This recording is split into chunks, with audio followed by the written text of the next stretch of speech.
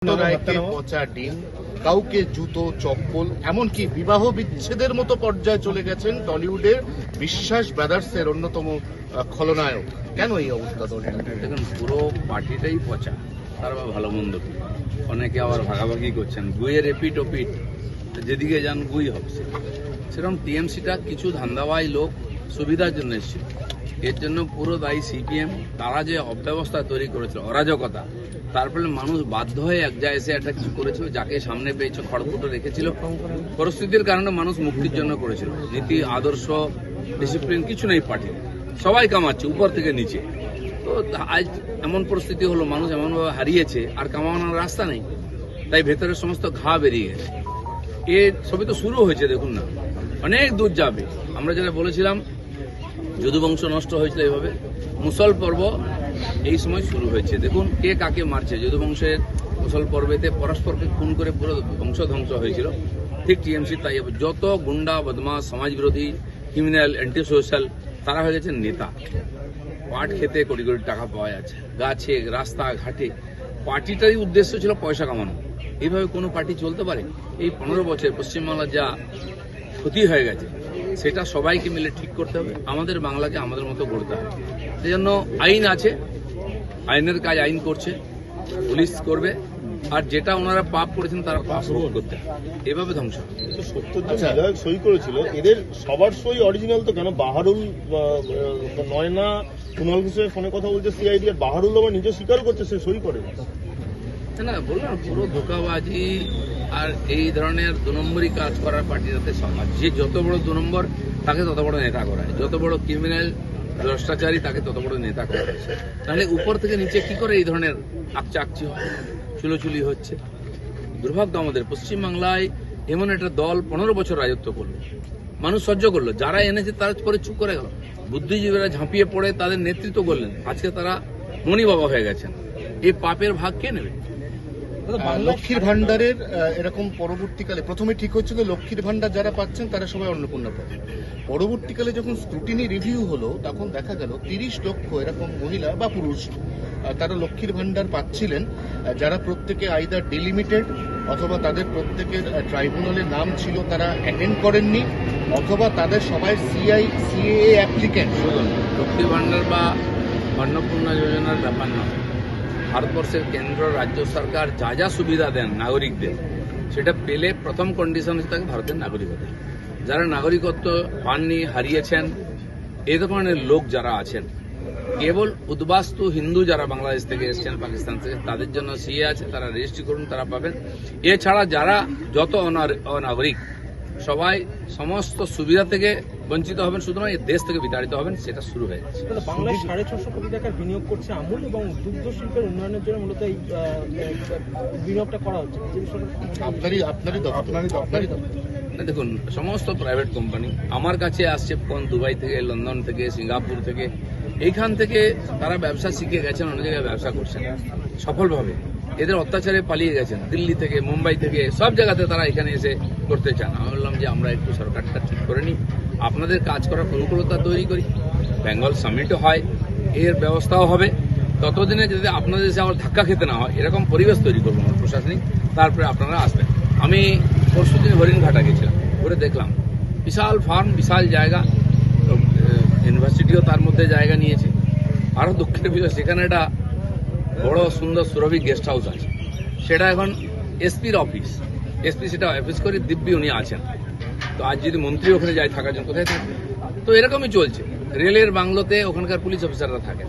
রাজ্য সরকার কোনো দায়িত্ব না নিয়ে সব অন্যান্য সংগঠনের, কেন্দ্র সরকারের সম্পত্তি কবজা করে বসে আছে। তো হরিণঘাটায় দুরবস্থা দেখলাম, যে মাদার ডেয়ারি একসময় প্রতিদিন 6 লক্ষ লিটার দুধ তৈরি করতো, আজকে 30,000 লিটার তৈরি করে। তাও বাংলার ডেয়ারি তৈরি করা হয়েছে লুট করার জন্য। এক একটা সংস্থাকে 2-3টে ভাগ করে দেওয়া হয়েছে, লোক ঢুকানো, পয়সা নেওয়া আর লুটপাট করার জন্য। কারা করেছে? মন্ত্রীরা করেছে, ওদের লোকেরা করেছে। সব জায়গায় মাথায় একজন করে নেতাকে বসানো হয়েছিল। আমাদের এগ্রো মার্কেটিং আছে, সেখানে কেষ্টবাবু ছিলেন প্রেসিডেন্ট না চেয়ারম্যান, কোনোদিন আসেননি, কোনো খালি লুট করা। তো এইগুলো লুটের রাজত্ব চলেছে, সেটা বন্ধ হবে, তারপরে সমাধান হবে। বিশাল জায়গা, সম্ভাবনা আছে, সেটাকে আমি সংশোধন করবো। বহু ফুটো ফাটা আছে, এখনো লুট চলছে। অফিসাররা, নেতারা মিলিত হবে, কেউ ওখানে ভদ্রলোক নাই, আর কাউকে ছাড়া হবে।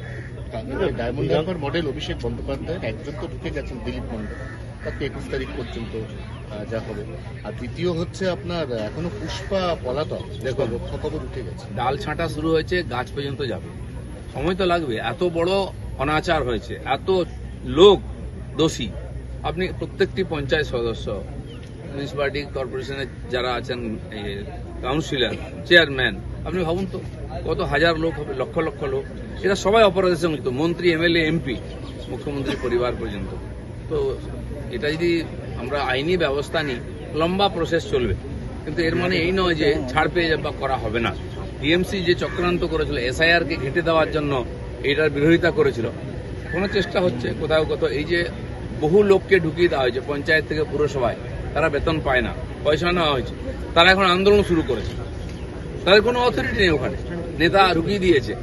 একটা প্রকল্পের টাকা, একজনের টাকা 3 জন পেত। এখন এগুলো রিভিউ হবে, বেআইনিভাবে নিয়ম না মেনে ঢুকে থাকলে তার তো কোনো সুযোগ নেই ওখানে। তবে অবশেষে বাঁকড়া মসজিদ তা কিন্তু সরছে, এবং এতদিন সময় লেগে গেল একটা মসজিদ সরতে আন্তর্জাতিক। দেখুন, মসজিদ তৈরি কেন হয়েছিল এই প্রশ্ন তো ওখানে আছে, সরানো তো পরের কথা। বেআইনিভাবে যা কিছু হয়েছে সব সরবে, নিজেরা সরিয়ে নিন, নাহলে সরকার বাধ্য হবে করতে। সেজন্য যারা এই ধরনের সুযোগ দিয়েছে, আজকে মুসলমান সমাজকে তাদের জন্য কি করেছেন, রাস্তায় নামাজ পড়ার ব্যবস্থা করেছে, সরকারি জায়গায় ঘিরে কবরস্থান। আরে বেঁচে থাকবে কি করে ঠিক করে, মরে গেলে কোথায় পুঁতবে তো পরের কথা, মরার চিন্তা কেন? বেঁচে কি করে থাকবে? ছেলেপুলেরা পড়াশোনা করবে কি করে? তার ছেলেপুলে ডাক্তার, ইঞ্জিনিয়ার, উকিল, মাস্টার হওয়ার দরকার নেই? মুসলিম সমাজ কেবল ভোটার হয়ে থাকবে, তাও বাংলাদেশি ভোটার অর্ধেক। এইভাবে মুসলমানদেরকে বোকা বানানো হয়েছে। আমি বলছি পশ্চিমবাংলাটা আপনাদেরও, আপনার পূর্বপুরুষ এখানে ছিল, আপনার পশ্চিমবঙ্গ নির্মাণের জন্য হাত লাগানো উচিত, সব অধিকার আপনার থাকবে, কিন্তু বিদেশি হলে চলবে না, বাংলাদেশি হলে চলবে। বিধানসভার মতো জায়গায় যেখানে তৃণমূলরা দিচ্ছে, সই দিচ্ছে, সেটা নিয়ে সিআইডি তদন্ত করছে, এরোর বাড়ি যাচ্ছে, বাহারুল তো বলছে সইটাই নাকি ও করেনি। এই যে আমি বলছি পুরো সরকারটা ফেক, ফেক আইএএস, আইপিএস, মন্ত্রী, অফিসার ছিল, সরকারটাই ফেক ছিল। আমিও আগে বলেছি ফেক সরকার চলছে, পুরো ঢপবাজি। সরকারের বহু নির্ণয় নেওয়া হয়েছে, এরকম সিদ্ধান্ত যেখানে কোনো লিখিত পড়িত নেই। মমতা ব্যানার্জি বলেছে এটা কর, তুমি ওই 2টো থানা চার্জ নিয়ে নাও, এইভাবে পোস্টিং হচ্ছে। তো এটা তো চলতে পারে না সরকারে, কোথায় বিধিবিধান আছে? এ সব ঠিক হবে। 386 জন বাংলাদেশিকে রিপোর্ট করা হয়েছে, এবং সেই রিপোর্ট রাজ্য সরকারের হাতে তুলেও দেওয়া হয়েছে। অমিত শাহ বলছেন যে এটা শেষ সুযোগ, যদি না যায় তাহলে ব্যবস্থা নেওয়া হবে। ব্যবস্থা মানে কি? এই যে করা হচ্ছে তাদের থাকার ব্যবস্থা, ওখানে মাস মাস পৌঁছতে হবে ওদেরকে, না খেয়ে থাকবে, অসুস্থ হয়ে মরবে সব। কারণ আমরা কোনো দায় নেব না, ভালোই ভালোই চলে যান। যদি পাকিস্তান থেকে 6 লক্ষর বেশি আফগানিস্তানিকে ফেরত হতে পারে, একটা মুসলিম দেশ থেকে আরেকটা মুসলিম দেশে, ওই বিশেষ পরিস্থিতি ওরা এসছে, এখানে তো অবৈধভাবে এসছে, এদেরকে সারা জীবন জেলে যেতে হবে। আর না হলে ওখানে গরু ছাগলের মতো থাকবে, মারা যাবে।